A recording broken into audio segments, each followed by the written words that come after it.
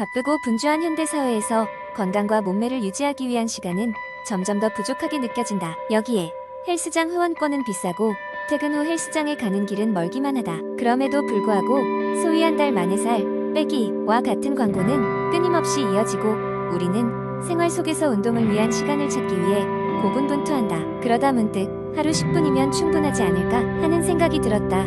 시작이 반이다 라는 명언이 있듯이 운동을 시작하기 위해 가장 필요한 것은 지금 당장 시작할 수 있는 간단한 의지와 실행이다.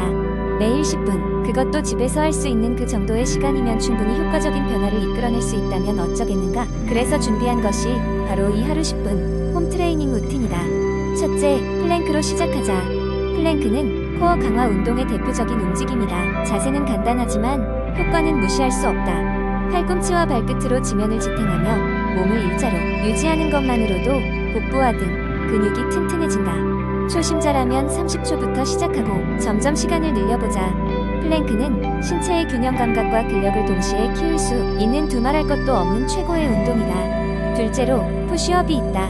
푸시업은 가슴 근육을 비롯하여 상체 전체를 강화하는 훌륭한 운동이다. 바닥에 엎드려 손과 발끝으로 체중을 지탱하고 팔을 굽힌 뒤 다시 펴는 동작을 반복한다. 다양한 변형 동작이 있으니 난이도가 익숙해진다면 도전해보는 것도 좋다.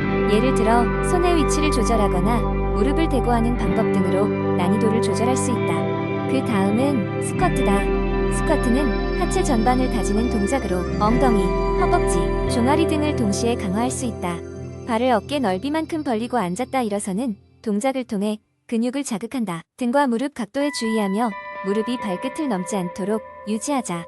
이는 올바른 자세를 통해 최대한의 효과를 누리기 위함이다. 마지막으로 버피 테스트로 마무리한다. 버피는 전신 운동으로 체력과 근지구력을 테스트하기에 손색이 없다.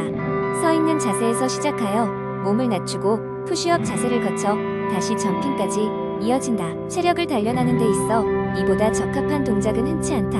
이 모든 동작을 15분 내에 섞어서 순환운동 형태로 수행하면 운동의 강도와 에너지를 업그레이드할 수 있다. 이렇게 매일 10분 투자로도 일상 속에서 충분한 운동 효과를 경험할 수 있다. 무리하지 않고 꾸준히 유지할 수 있는 것이야말로 가장 중요한 요소다. 모든 일은 작은 한 발자국에서 시작한다. 지금 이 순간부터 딱 10분만 투자해보자. 놀라운 변화는 그리 멀지 않은 곳에 있다. 때로는 그저 운동화 한 켤레, 매트를 깔고 운동을 시작하는 마음만 있으면 된다. 당신의 건강한 변화를 응원한다. 두 번째 이야기, 바쁜 도시 생활 속에서 건강을 챙기기란 쉽지 않은 일이다. 특히 모두가 제각기 바쁜 일정을 소화하며 사는 이 시대에 건강을 위한 운동 시간을 따로 내기란 여간 어려운 일이 아니다. 하지만 나는 집 근처에서 매일 쉽게 할 수 있는 유산소 운동의 즐거움을 누리고 있다. 이 이야기는 내가 어떻게 집 근처에서 유산소 운동을 일상화하게 되었는지를 설명하려 한다. 모든 것은 몇 년 전으로 거슬러 올라간다. 회사 업무에 치이고 점점 체력이 떨어지는 것을 느끼며 몸과 마음이 피폐해지기 시작했다. 그때 뭔가 변화를 줘야겠다 생각이 들었고 가장 쉽게 접근할 수 있는 것이 운동이라는 결론을 내렸다. 그러나 헬스장을 가기에는 회사 일이 너무 바빴고 그 많은 사람들이 모여있는 공간이 주는 부담감도 있었다. 그때 내가 발견한 것이 바로 집 근처에서 걷기였다. 내가 사는 곳은 다행히도 조용한 주택가다. 주변에 작은 공원도 있고 느긋하게 걸을 수 있는 산책로도 마련되어 있다. 처음에는 하루에 30분만 걷자는 가벼운 마음으로 시작했다. 헬스장에 갈 때처럼 운동복을 챙겨 입지도 않고 그냥 회사에서 돌아오는 길에 운동화로 갈아 신고 밖으로 나섰다. 도시의 붐비는 거리에서 잠시 벗어나 조용한 주택가를 걷는 자체가 주는 편안함이 있었다. 이어폰을 끼고 좋아하는 음악을 들으며 있는 그대로의 풍경을 즐기기 시작하자 어느새 걷는 것이 내 하루의 중요한 루틴이 되어버렸다. 한참을 걷던 어느 날 문득 내가 얼마나 멀리 왔는지 궁금해졌다. 그래서 내 스마트폰에 설치된 건강 어플리케이션으로 하루 만보 걷기 목표를 설정했다. 처음에는 만보가 그렇게 긴 거리가 아니라는 것을 알게 되었고 자연스럽게 목표를 넘어서는 날들이 많아졌다. 그렇게 점점 걸음수를 늘려가다 보니 나는 어느새 다양한 루트를 개척하며 더 멀리, 더 오래 걷게 되었다. 가끔 지루하다고 느껴질 때는 집 근처의 작은 언덕까지 다녀오곤 했다. 언덕을 오를 때는 다리가 조금 아프기도 했지만 다시 내려올 때는 상쾌한 기분이 들어 조금의 힘듦이야 감수할 수 있었다. 날씨가 좋은 날에는 아침에 일어났을 때 잠깐 동안 가볍게 동네 한 바퀴를 돌기도 했고 비가 오는 날은 우산을 쓰고 소리 없이 떨어지는 빗방울 소리를 들으며 걸었다. 그렇게 걸으면서 내 머릿속에서 힘들었던 하루의 일들, 복잡한 생각들이 하나씩 정리되었다. 그리고 그날의 스트레스는 걸음수만큼 하나씩 사라져갔다. 집 근처를 거닐며 운동하는 것은 내가 기대했던 것보다 많은 것들을 가져다 주었다. 단순히 체중 감소나 체력 증진을 넘어서 그 시간 동안의 사색과 여유로움이 주는 심리적인 안정감은 돈으로 살 수 없는 것이었다. 거기에 덤으로 가볍고 간편하게 꾸준히 운동할 수 있다는 것이 큰 매력이었다. 이제는 자주 가던 헬스장을 그리워하지 않게 되었고 하루하루가 만족스러워졌다. 이렇게 집 근처에서 쉽게 할 수 있는 유산소 운동은 나에게 있어 삶의 작은 활력소가 된 것이다. 더불어 무엇보다 너도 나도 쉽게 실행할 수 있다는 점에서 누구에게나 추천하고 싶은 일이다. 세 번째 이야기. 현대 사회를 살아가는 사람들은 끊임없이 바쁜 일상 속에 놓여있다. 연이은 회의, 끝없는 이메일, 그리고 마감 기한에 치이다 보면 어느새 몸과 마음은 탈진 상태에 이르게 된다. 게다가 패스트푸드로 연명하고 시간에 쫓겨 운동은 저 먼 나라 이야기처럼 들린다.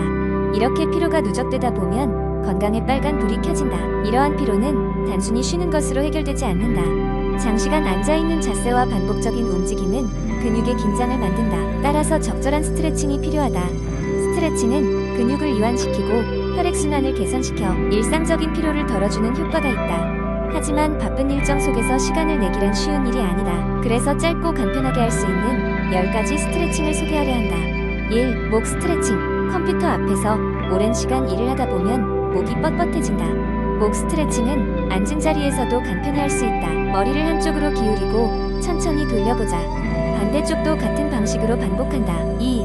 어깨 스트레칭. 어깨를 위로 들어올려 귀에 닿을듯이 한 후 내릴 수 있는 만큼 끝까지 내린다.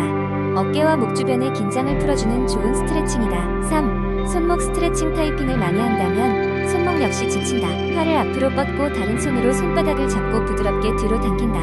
반대쪽도 반복한다. 4. 허리 돌리기. 의자에 앉아 정면을 본 채 허리를 돌린다. 상체를 오른쪽으로 돌리고 10초간 유지한 후 다시 원래 자세로 돌아온다. 반대쪽도 마찬가지로 실시한다. 5. 종아리 스트레칭. 일어나 벽에 손을 대고 발 하나를 뒤로 뻗는다. 뒤쪽 발의 발 뒤꿈치를 바닥에 붙이려 노력하며 종아리를 늘린다. 6. 허벅지 앞면 스트레칭. 한쪽 다리를 뒤로 잡고 허벅지 앞쪽을 늘린다. 균형을 잡기 어려우면 의자 등을 잡아도 좋다. 7. 햄스트링 스트레칭. 한쪽 다리를 뻗고 앉아 발가락을 손으로 잡아 끌어당긴다. 머리는 자연스럽게 무릎 쪽을 향하게 한다. 8. 고관절 스트레칭. 앉은 자세에서 한쪽 발목을 다른 쪽 무릎 위에 올린다. 그리고 발을 향해 몸을 숙인다. 이는 고관절의 긴장을 푸는데 좋다. 9. 허리 펴기. 서서 두 손을 허리에 댄 다음 허리를 뒤로 젖힌다. 이때 너무 과도하게 하지 않도록 주의한다. 10. 전신 펴기. 손을 위로 쭉 뻗고 발끝으로 서서 몸 전체를 길게 늘린다. 이는 하루 중 모든 스트레스를 흘려보내는 느낌을 주는 마지막 스트레칭이다. 이렇게 10가지 스트레칭은 하루 중 어디서나 쉽게 할 수 있으며 꾸준하게 실천하면 현대인의 피로를 줄이고 활력을 되찾는 데 큰 도움이 된다. 무엇보다 건강은 잠깐의 여유 속에서 시작된다는 점을 기억해두자. 언제든지 잠깐씩 시간을 내어 몸을 움직인다면 분명 삶의 질은 향상될 것이다. 네 번째 이야기. 하루를 살아가며 우리는 자연이 준 선물인 신체의 놀라운 치유력을 가끔 잊고 살아간다. 과학과 의학의 발전으로 다양한 질병을 극복할 수 있게 되었지만 여전히 자연 치유력은 인간의 생명력의 본질이다. 우리의 몸은 스스로 치유하고 회복하는 능력을 가지고 있으며 이를 지원하기 위해 적절한 음식을 섭취하는 것이 중요하다. 여기에는 신체의 능력을 최적화하는 데 도움을 주는 10가지 음식이 있다. 첫 번째 주인공은 강황이다.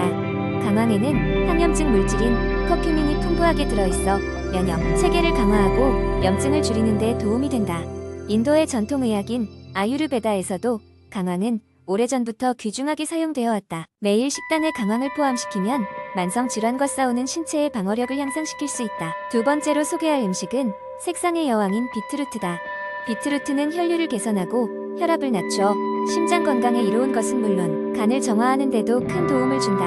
다량의 천연, 질산염은 운동 성능을 향상시킬 뿐만 아니라 노화를 늦추는 데도 기여한다. 세 번째는 지방이 건강에 이롭다는 것을 보여주는 아보카도다. 아보카도는 풍부한 불포화 지방산, 비타민 E, 그리고 글루타치온이 들어있어 신체의 해독 과정과 세포의 회복을 촉진한다. 그는 심장 건강과 염증 감소에도 도움을 준다. 연어는 네 번째 주자로 풍부한 오메가3 지방산과 항염증성 특성 덕분에 각광받고 있다. 뇌 기능을 높이고 심장 질환의 위험을 감소시킴으로써 전반적인 웰빙에 기여한다. 다섯 번째는 열대 과일 파인애플이다. 파인애플 속에 들어있는 브로멜라인은 소화 효소로 염증을 줄이고 소화를 돕는다. 이 열매는 면역력 증강에도 효과적이다. 이어지는 6번째는 보라색 채소인 청경채다. 비타민C와 망간이 풍부해 면역력을 강화하고 염증을 줄이는 데 기여한다. 글루코시놀레이트는 해독 작용도 한다. 브로콜리는 그 다음 7번째에 자리 잡고 있다. 브로콜리는 항암 특성과 비타민C의 보고다. 디톡스 시스템을 지지하고 신체의 내부 환경을 정화하는 데 도움을 준다. 8번째는 양념의 대명사 마늘이다. 마늘은 항균, 항바이러스 특성을 지니고 있어 면역력을 증강시키며 감기를 예방하고 피로 회복에 좋다. 9번째로는 녹차가 있다. 녹차에는 카테킨이 들어있어 항산화 작용을 통해 세포 손상을 막고 전반적인 건강 상태를 개선한다. 마지막으로 10번째는 달콤한 산딸기류다. 블루베리, 딸기, 라즈베리 등은 항산화 물질인 안토시아닌이 풍부하여 세포의 손상을 막고 노화를 방지하는 데 효과적이다.